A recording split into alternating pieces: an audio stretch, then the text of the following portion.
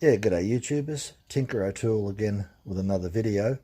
Today we're going to do an alignment from the chuck to the tailstock using a test bar. Now I've already checked the bearings and we've got them about 1 thou run out on the front and the back. So we've got 1 thou on each end, 1 thou here and about 1 thou there. Okay, the next thing to do is that this chuck is second hand. I don't know how many years old it is, and it could be original, I don't know. But every scroll chuck, 3-jaw chuck, especially if it's old, is going to have some run out. This is no exception. Quite easily you can get up to 5 thou run out, but you can adjust that quite easily, and just by putting a dial gauge on and tapping the high point with a piece of brass. That's what I use, a little piece of brass, go tap, tap, tap on the high point. And if we zoom in and have a look at the run out as we rotate, you'll find out that it barely moves. Look at that. So, you know, the scale is 0.01 of a millimetre, and we're lucky we don't even, it's less than 0.01 of a millimetre. So for those that want to sort of maybe try this, I actually turned this dead centre, got it to a polished point so it's nice and pointy, and that's where the test piece. Now the easiest way to get this sort of accuracy is that when you rotate around, let's just say that this is your highest point on your needle, right, on your gauge. You just get something, this is a bit of a piece of brass, and right on the jaw you just go tap, tap, right? And then you spin it around again and you look for the highest point, and you just keep tapping the highest point till you get it really good. So that's extremely good considering that we've got about 1 thou run out on here. You're not going to get much better than that. So you're virtually lucky. You don't even have 0.01 of a millimetre. Yeah, it's probably 3/4 of that. So yeah, very, very small tolerance. Every single thing that you go to do on a lathe and every single thing that you check will have tolerance. And the other thing is, the test piece that I got, that's the test piece there, Morse taper too.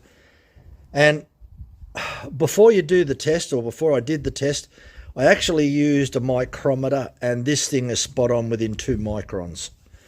So it actually is. Now, when you actually check, never use, this may be a Micron, it may be able to measures in inches, there it is there, and it also measures in millimetres, 1/100th of a millimetre. Problem is you don't get really dead accuracy when you're talking about 2 microns.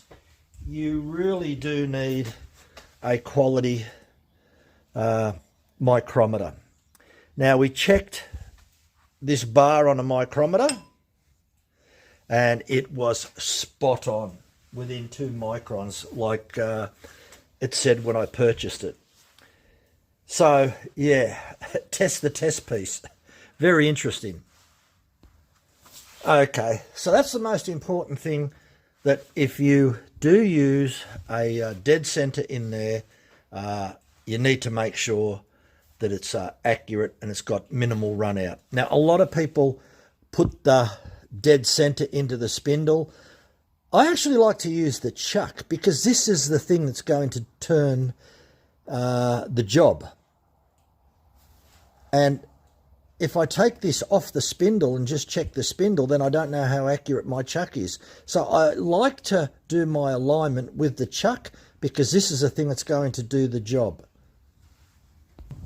Now the other thing is, the tailstock there, it does have shims in it. It's probably got 0.1 shims in it.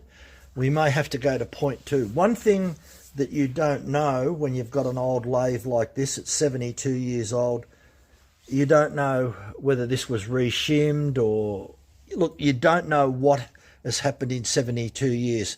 While it's in your possession, then you can adjust something, then it will eventually go in someone else's possession and they won't know what's done to it. So I don't know how many owners it's had in the last 72 years or what was done to it. So I can only look at it and turn around and say, definitely will have some wear in the bed, definitely will have some wear in the apron. And most of the time, yes, we're working in this area here. So what I want to do is make sure that the tailstock has got point-to-point alignment on the dead centers in this region here. This is a region that I'm going to be working in. And if I level it up fairly accurately so that the two dead centers come together like that, and then we put the test bar on the top and the test bar shows us, well, I don't think I'm going to get microns, but if I got a couple of thou, I'd be happy. So we'll see how we go. So the next thing that we've lined up is these come to a needle point. And if you're out a couple of microns, you can see it with your eye, right? But I'm just saying, you can see it. You don't have to, if you've got really good eyesight and you've got a needle point on both these centers, if they don't line up, then you know that your tailstock and your headstock, provided your runout is very, very small, it'll give you a good indication whether you got the right height. Now, I had to put shim stock 0.4 of a millimeter in this to be able to get the actual 2 points at the right height. So you've got a dead center and you've got a live center, right? Now that's sitting dead level as what you're going to get it, let's put it that way. So what we're going to do next is put the test bar in between and run the dial gauge over and see how much variation between up and down. That's what we're looking for. Vertical variation between the heights. On a lathe that's 72 years old, you're going to get some wear and it's going to need an adjustment. So we'll see how we go. Okay, so after I've shimmed it, 0.4 of a millimeter, which is quite a fair bit, but as I said, I don't know what happened to the lathe since I've had it. So we put in 0.1 of a millimeter shim stock, 0.2, and we put in 0.4. Now, when we run the dial gauge from one end to the other end, it's barely moving. So you'd be lucky if you've got less than a thou movement. So if we move the apron now, it's moving less than 0.01. It's probably half. So it's probably 0.005, something like that. Look, it's hardly anything. That's really spot on. Now that means you're talking about from this point here to the back of the chuck, you virtually got no vertical movement up or down. Now, why is that so important?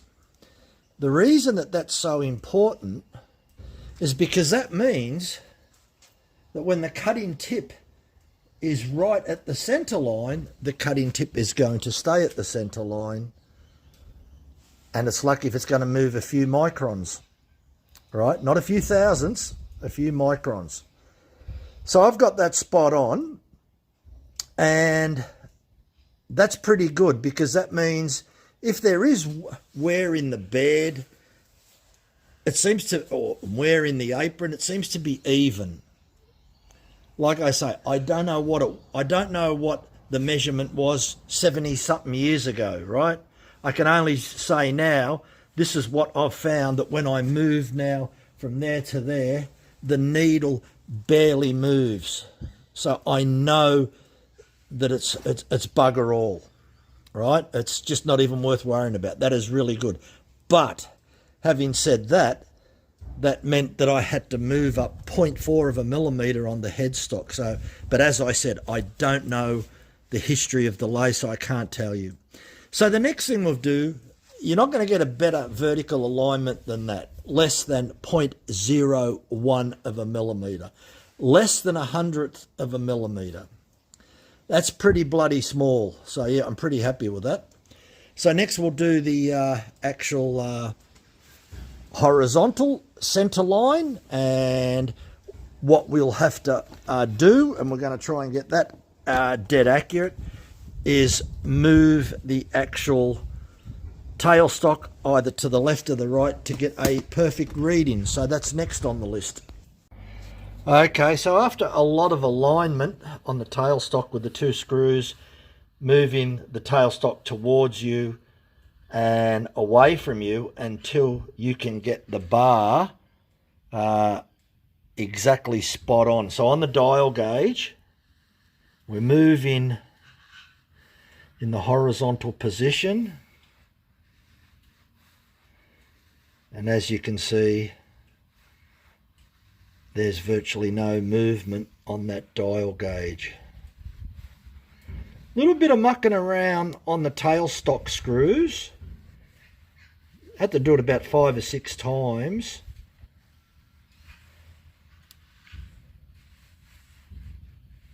It's moved a little bit, hardly anything. Certainly the amount that's moved is that small, and I mean that is really small. We're nearly to the end. That's close enough to the end.